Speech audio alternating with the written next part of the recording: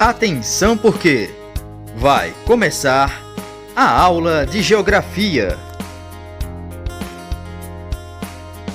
Olá, turma, aqui o professor Bruno Viana. Vamos juntos a mais uma aula de Geografia aqui pelo canal Eduque Mais SCPE. Agora a nossa aula será para os sextos anos e a EJA 3, tá? Peguem seus materiais para anotações. Inclusive hoje nós vamos precisar que vocês façam aqui um desenho muito legal na geografia. Quero que vocês interajam comigo, tá? Informem aqui nos comentários seu nome completo, sua turma e sua escola, tá? Vamos dar início à nossa aula 4 de Geografia, sexto ano EJA 3. Antes de dar início à nossa aula 4, vamos fazer a nossa correção da atividade da aula 3, tá? Que vocês receberam aí. Então, lá na atividade, nós tínhamos assim, na primeira questão. Não é uma característica da cartografia, tá? Não é. Ou seja, a cartografia, aquela ciência, né, que elabora, que estuda todos os tipos de mapas, não era uma função dela. Então, vocês iriam responder aí a alternativa D. Diminuir o aquecimento global, tá? Isso não é uma função da cartografia. Segunda questão, ó. Segundo os historiadores, quando e onde surgiu o primeiro mapa da humanidade, tá? Nós vimos também lá na última aula. E a alternativa A, né? Por volta de 2500 AC, antes de Cristo, pelos povos babilônicos, tá? Lá na região da Mesopotâmia antiga. Terceira questão, ó. Quais são os elementos que constituem um mapa? Então, vocês poderiam responder aí. Título, legenda, escala, fonte e a orientação e projeção. Esses são os elementos que constituem um mapa. Quarta questão, ó. A escala cartográfica é utilizada para representar a relação de proporção entre o tamanho da área real e a sua representação. Ela divide-se em, ó, a escala é dividida em escala numérica e escala gráfica, tá? Corrijam aí. E por último, a quinta questão, o mapa ao lado nos apresenta um de seus elementos. Qual o componente do mapa está em destaque no quadro vermelho? Então, nós temos aí um mapa temático que está destacado Brasil, densidade demográfica. Então, esse é o título do meu mapa. Então, a resposta certa, alternativa B, título, tá?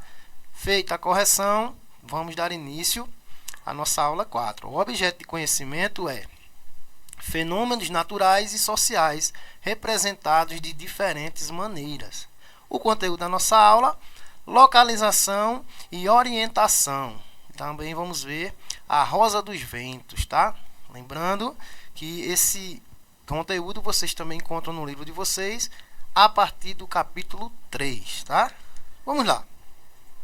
Localização e orientação no espaço. Localizar-se, estabelecer caminhos e orientar-se para seguir a direção certa. Isso sempre acompanhou a história do homem na Terra. O que mudou ao longo do tempo foram os recursos, ou seja, equipamentos, instrumentos, as características do espaço geográfico e, por consequência, os referenciais para localização e para orientação. Tá? Vamos identificar aqui, por períodos, como o ser humano se orientava, né, se localizava no espaço geográfico. Então, vejam, as primeiras formas de localização da humanidade vêm lá na pré-história. Então, ó, o homem, ao longo dos tempos, sempre desenvolveu as mais curiosas e engenhosas maneiras de se localizar sobre a superfície terrestre.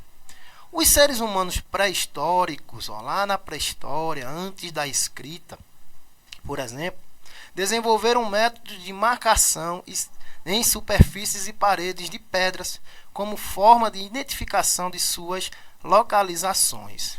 Também usavam pontos de referência, como uma grande árvore, rios, montanhas, tá? Cavernas e etc. Então nós temos aí, ó, lá na pré-história, na transição do período paleolítico até o Neolítico, os homens que demarcavam nas cavernas ali, ó, os locais de caça, onde eles poderiam dormir, ficar, né? As montanhas, as grandes árvores, eles usavam sempre como referência se aquele local ia oferecer comida, se era um caminho mais acessível para a água. Então já eram pontos de referência de localização, ok? Orientação pelos astros e estrelas. Maneira antiga de orientação geográfica. Então, quando o homem começou a se localizar não só na Terra, mas no espaço, ele vai olhar para cima. Então, as estrelas, né, o Sol, a Lua, as constelações, eles vão identificar locais, pontos de referência, tá? Os viajantes usavam com frequência esse artifício. As principais referências eram o Sol, com certeza, sempre ele, a Lua e as constelações, olha, as galáxias que se via, né, no céu à noite. Tá? No entanto, a localização não era tão precisa, mas para a época era um grande avanço. O homem sempre olhou para o espaço para poder identificar os locais, o nascer do sol, o pôr, né, as estações do ano. Tudo isso são formas de se localizar, ok? Vamos ver aqui, ó, algumas teorias de localização, certo? Na Idade Antiga e também na Idade Média, tá? A primeira teoria de localização no espaço é chamada geocentrismo, tá? Esse nome eu vou explicar. O geocentrismo é uma teoria astronômica que considera a Terra fixa no centro do universo, com todos os outros corpos celestes orbitando ao seu redor. Orbitar, gente, é circular, tá? Aí você vai dizer, mas professor, esse nome é muito difícil, como é que a gente vai entender? Então você vai identificar a palavra, tá? Geocentrismo. Geo vem de terra, tá? Quer dizer terra. E centrismo, ou seja, está no centro. Então, Terra no centro do universo. Então, fica mais fácil a gente entender assim, estudando a palavra. E ela foi criada por esse senhor aí, ó, o astrônomo grego Cláudio Ptolomeu, lá no século II depois de Cristo. Não confundam, toda vez que vocês forem ler um século que tenha lá DC, quer dizer, depois da era cristã, do nascimento de Cristo, tá? Ou seja, então nós estamos no século 21 DC, 2021 anos depois do nascimento de Cristo, tá? Isso é o calendário ocidental que foi mudado através da religião cristã. Então não esqueçam. Então esse cara, ele concebeu um modelo geocêntrico, ou seja, a Terra no centro, e esse modelo foi aceito por 13 séculos, até porque atendia os dogmas da igreja. Na Idade Média, né, a igreja comandava, era a líder suprema de tudo, até na política. Então, tinha que atender os seus dogmas, os seus costumes, as suas tradições. Como colocava a Terra, o ser humano no centro de tudo, estava perfeito, não é? É a maior criação de Deus, é a mais importante, teria que estar no centro do universo, com certeza. E foi aceito aí por 13 séculos. Olha aí, Cláudio Ptolomeu, olhando as estrelas, né? Ele era um grande astrônomo da época, e a Terra ali no centro, com todos os outros astros orbitando, ou seja, circulando ao seu redor.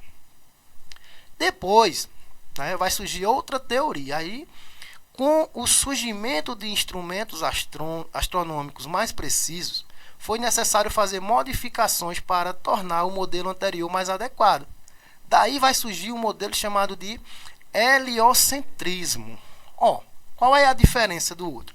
Geocentrismo é a Terra no centro do universo. Heliocentrismo, hélio quer dizer Sol, tá? Então aí isso é mudar, ó. O Sol agora no centro do universo. Então isso modificou todos os padrões da época, porque agora não era mais a Terra, e sim o Sol, o nosso astro supremo, que agora estava no centro do comando de tudo. Então, essa teoria ela foi proposta no século XVI pelo polonês Nicolau Copérnico. Tá? Ele propôs outro modelo e considerava agora o Sol em repouso no centro, né? E os planetas girando ao seu redor, em órbitas circulares. Então ele revolucionou, tá? Agora o Sol está no centro e todos os planetas e astros estão circulando e orbitando o Sol, a nossa estrela maior. Modificou tudo. Isso não foi bem aceito pela igreja, porque já tirava o ser humano, já tirava a Terra do centro, dá mais importância, não é ela, e colocava eles agora em segundo plano.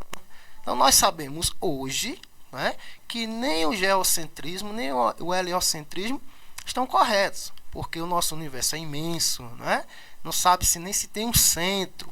Então a gente é só uma poeirinha cósmica lá na periferia do universo, dentro de uma galáxia que pertence a bilhões e bilhões de outras galáxias dentro desse universo imenso, tá? Vamos ver aqui, ó, instrumentos de localização. Agora sim, na nossa realidade, os instrumentos mais usados, ó. Os principais e mais conhecidos dentre eles são a rosa dos ventos, a bússola e, mais recente, o GPS, que nós vamos ver cada um desses, tá ok? Vamos começar com a nossa rosa dos ventos. Agora eu quero que vocês interajam aqui comigo, tá? Peguem lá seu papel, um caderno de geografia ou um caderno de desenho e vocês vão aprender agora a fazer a nossa rosa dos ventos aqui comigo. Depois vocês tiram uma foto e mandam para o professor de vocês, para ele dar uma olhada, se ficou legal. Vamos tentar, não é isso?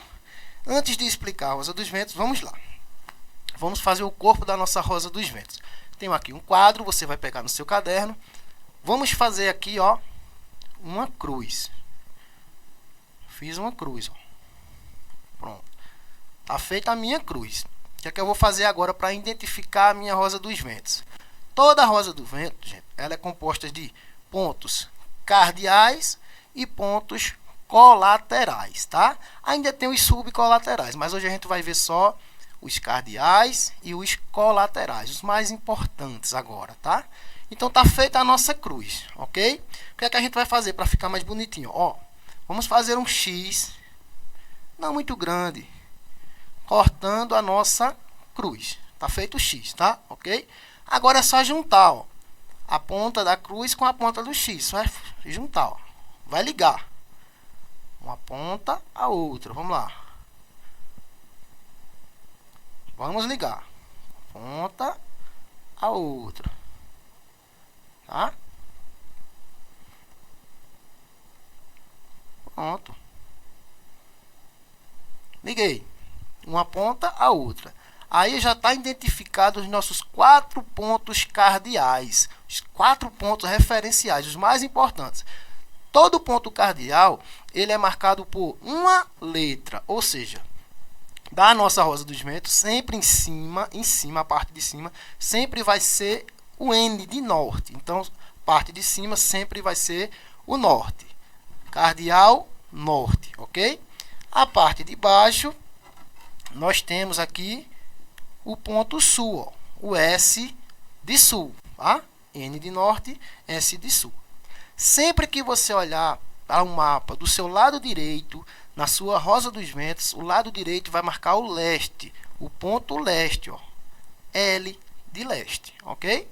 E do lado esquerdo, O de oeste. Então está aqui os nossos 4 pontos cardeais. N de norte, S de sul, L de leste e O de oeste, sempre com uma letra. Agora vamos identificar os nossos pontos colaterais, tá? Que são entre os cardeais. Como é que a gente faz? Ó, vamos aumentar aqui o nosso X. Pega a pontinha do X e aumenta. Pega a pontinha do X e aumenta. Aumentou. Aumentou. Ok? Agora só é fechar. Fechou. Fechou. Fechou. Fechou. Tá feito os nossos pontos colaterais, tá? Agora os colaterais, eles vão ser marcados por 2 letras, tá? Entre norte e leste, nós vamos ter o nordeste, que é marcado por NE. Entre leste e sul, nós temos o sudeste, que é marcado por SE. Entre sul e oeste, nós temos o sudoeste, SO, tá? E entre O e N, entre oeste e norte, nós temos o noroeste, que é marcado por NO. Então, está feito aí a nossa rosa dos ventos com os dois principais pontos, os cardeais e os colaterais. Se você quiser, ó, você pode pintar aí, ó, sua rosa dos ventos. Vai escalando aqui, ó, de uma parte para outra, para ficar mais bonito, ó. Aí você usa a criatividade e desenha, pinta como quiser, tá? Então, tá feita a nossa rosa dos ventos. Agora vamos aprender ela aí no slide, tá? O que a gente fez aqui, vamos aprender aí, ó. No slide nós temos aí, ó, representa os diferentes pontos de orientação cartográfica, conhecidos como cardeais e colaterais. Então nós temos a nossa rosa dos ventos aí, ó. Observe. O ponto norte também é chamado de direção setentrional ou direção boreal. Por quê, professor? Porque lá no Polo Norte nós temos a aurora boreal. Então também é chamado direção boreal, tá? Lá no ponto sul, agora embaixo, nós também podemos chamar de direção meridional, tá? E direção austral. Por quê? Porque lá no Polo Sul nós temos a aurora austral. Então, diferencia do ponto norte. À direita, sempre à direita de vocês, será o leste, tá? O leste também é chamado de direção nascente. Por quê? Porque, basicamente, é lá que o nosso Sol vai nascer. Ou seja, é o ponto do nascer do Sol. Por isso, nascente. E também é chamado direção oriente. Tá vendo aí o solzinho amarelo nascendo? Então, é o ponto do nascer. Do outro lado, nós temos o oeste, que também é chamado direção poente. Por que poente? Porque é basicamente lá que o Sol vai se pôr, tá? Também é chamado direção ocidente. Tá vendo? Nascente, poente. Olha o Sol laranja. Então, essas são as direções que a gente aprende com a rosa dos ventos. E os colaterais aí em verde, nordeste, sudeste, sudoeste e noroeste. Aí você vai dizer, mas professor, pode ser usado em outras coisas, em outros mapas? Pode. Essa direção aí, ó, essa rosa dos ventos, ela tem influência até nas nossas regiões aqui do Brasil. Se você colocar o mapa do Brasil aí, ó, em cima da rosa dos ventos, você vai ver porque o nordeste tem o nome de nordeste, porque o sudeste se chama sudeste, o norte e o sul. Por quê? Porque eles seguem também essa orientação da rosa dos ventos, ok? Como se localizar pelo Sol? Olha aí como você vai fazer para se localizar. Você vai aí acordar bem cedo, né? E vai olhar ali onde o Sol está nascendo. Tá? Lembrando que não é o Sol que gira em torno da Terra, e sim a nossa Terra, o planeta que gira em torno do Sol, fazendo a sua órbita. Por isso, o Sol não vai nascer no mesmo local sempre. Não, ele vai ter variações, ok? Então, você vai colocar ali, ó, a sua mão direita ao ponto que o Sol está nascendo e a sua mão esquerda para o outro lado. A sua mão direita vai estar apontando para o leste, tá? A sua mão esquerda para o oeste. A sua frente vai ser o norte. Atrás vai ser a direção sul, ok? Então, lembrem, o Sol vai ter alguma variação. Vai ter meses do ano que ele vai nascer mais para o nordeste, vai ter meses do ano que ele vai nascer mais para o sudeste. Ele vai variar, porque a rotação da Terra e a translação ao redor do Sol, ela vai modificando também o posicionamento do planeta, tá? Mas nunca o Sol vai nascer do oeste para o leste e nem do norte para o sul. Isso nunca, por conta do movimento de rotação da Terra. Um exemplo bacana, ó. Se você vai viajando numa rodovia, numa estrada, de manhãzinha, tá? E o Sol está nascendo do seu lado direito, você está indo para o norte. Se você vier nessa rodovia e o Sol estiver nascendo do seu lado esquerdo, você está indo em direção sul. Tá vendo? E se você vai manhãzinho, o sol está na sua frente ali nascendo, você está indo para o leste. Então isso é bem legal, a gente pode fazer olhando aqui para o sol. Vamos lá. Vamos nos localizar. Por exemplo, nós temos aí várias construções. Se nós colocarmos a Rosa dos Ventos no meio dessa imagem, ou seja, ali onde está a escola, nós podemos identificar cada ponto de cada construção dessa. Por exemplo, se a gente colocar ali a Rosa dos Ventos no meio, o estádio de futebol vai estar na minha direção norte. Em compensação, a barraca de lanche vai estar na direção sul. A igreja vai estar no leste e o teatro vai estar na localização oeste. Preste atenção, porque vocês vão fazer isso na sua atividade aí que vai ser encaminhada, tá? Mas é só prestar atenção aí na posição da Rosa dos Ventos. É bem fácil. A bússola. O que é a bússola? Um dos mais antigos instrumentos ainda utilizados pelo homem. Não se sabe ao certo onde ela foi inventada, mas acredita-se que os chineses tenham sido os responsáveis. O ponteiro é a agulha com um ímã, tá? Pequeno ímã com magnetismo, que sempre aponta para o norte magnético da Terra. Ou seja, esse instrumento ele era muito usado pelos navegadores. Por quê? Porque se você pega a bússola com aquela agulha magnetizada, tá, com um ponto de ímã nela, num local plano, a agulha sempre vai apontar para o norte magnético da Terra.